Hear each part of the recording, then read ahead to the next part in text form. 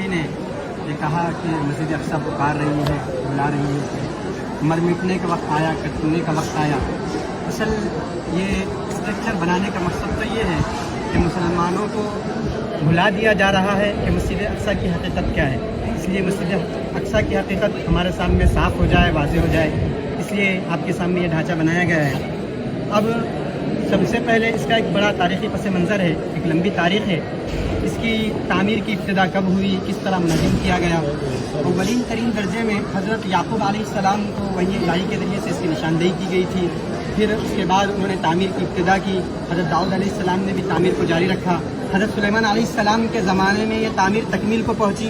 हज़रत सुलेमान अलैहिस्सलाम ने अल्लाह की इबादत के लिए यहाँ पर एक घर बनाया था जिसे मुसलमान मस्जिदी मौसूम करते और मस्जिदी मानते। लेकिन यहूदियों का ये कहना है कि हज़रत सुलेमान अलैहिस्सलाम ने यहाँ पर एक हैकल बनाया था जिसे वो हैकल सुलेमानी के नाम से याद करते हैं, और इसी बुनियाद पर वो इस जगह पर अपना हक़ भी जतलाते हैं। और बनी इसराइल के अक्सर अंबिया अलैहिमुस्सलाम का यहाँ से ताल्लुक़ रहा है, तो इसी बुनियाद पर वो अपना हक़ जतलाते हैं। अब यहाँ पर वो हैकल को सबसे पहले जिसने मिस्मार किया और ढा दिया था वो बुख्त-ए-नसर नामी एक बादशाह है, जिसने 589 ईस्वी में इसको मुनहरिम कर क़ब्ल मसीह में इसको मुनहरिम कर दिया था और ढा दिया था।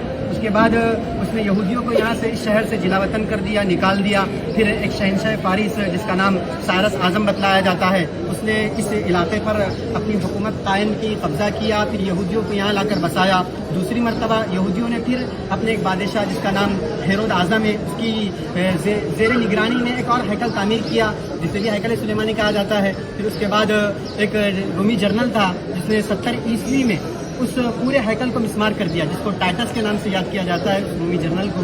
फिर 4वीं सदी ईस्वी में उन तमाम रोमियों ने मसीहियत कबूल कर ली और ईसाई मज़हब को अपना लिया। फिर यहाँ पर उन्होंने उसकी बुनियाद पर बड़े बड़े गिरजेघर तामीर करवाए, अपनी इबादत खाने बनवाए। इस इहाते की जो मिक़दार पैमाइश रकबा है कमोबेश 36 हेक्टर पर फैला हुआ है।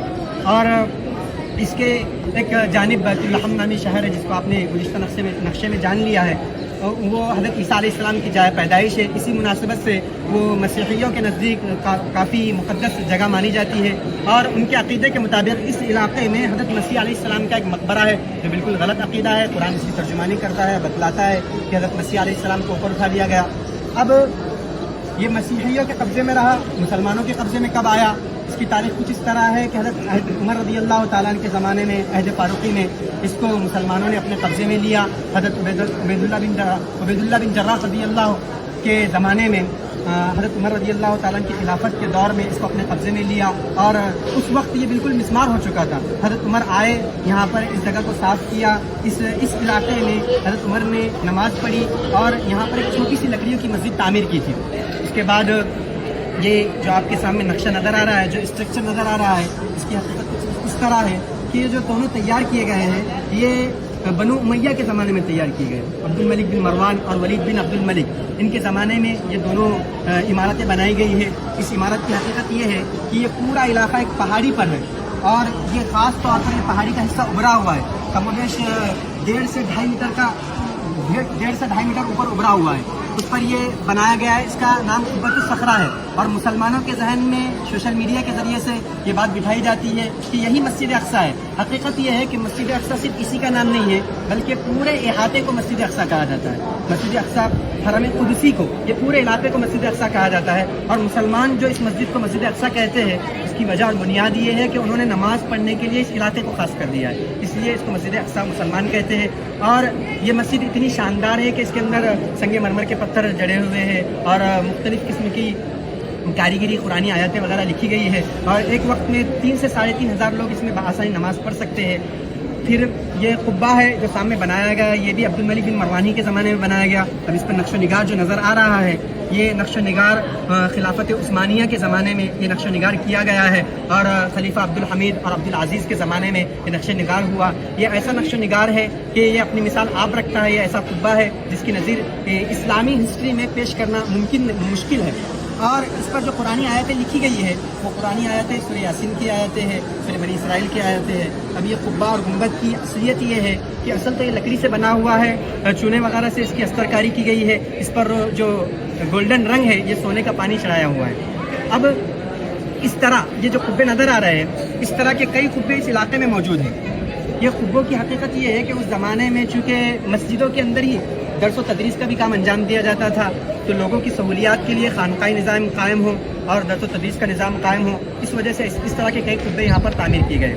اب اس مسجد کے بازو میں، جس کو لوگ مسجد اقصی کہتے ہیں مسلمان، اس کے بازو میں ایک میوزیم ہے جو 10 مسلمان ادوار کو بتلاتا ہے. اس کے اندر 10 مسلمان ادوار کے عجائبات رکھے ہوئے ہیں اور 600 ایسے قرآنی نسخے رکھے ہوئے ہیں جس کو الگ الگ خطوں میں لکھا گیا ہے.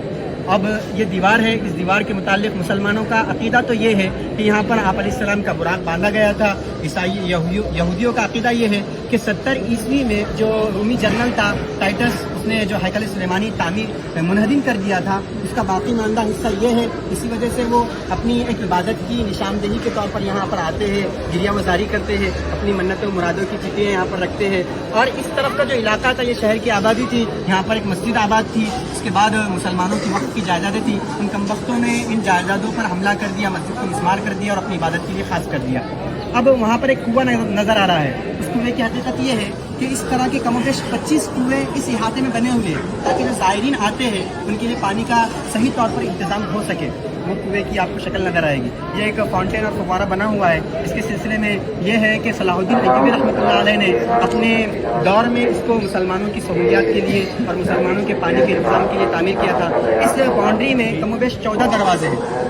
ایک دروازہ نمونے کے طور پر بنا دیا گیا ہے جس کو گولڈن ٹیمپل کہتے ہیں. یہاں پر سلیمان علیہ السلام کا استبل کہا جاتا ہے. پہلے زمانے، اب تو اس کی کوئی علامت اور نشانی باقی نہیں رہی، بلکہ یہاں پر ایک نیچے تل میں ایک مسجد ہے جس مسجد مروان کہا جاتا ہے.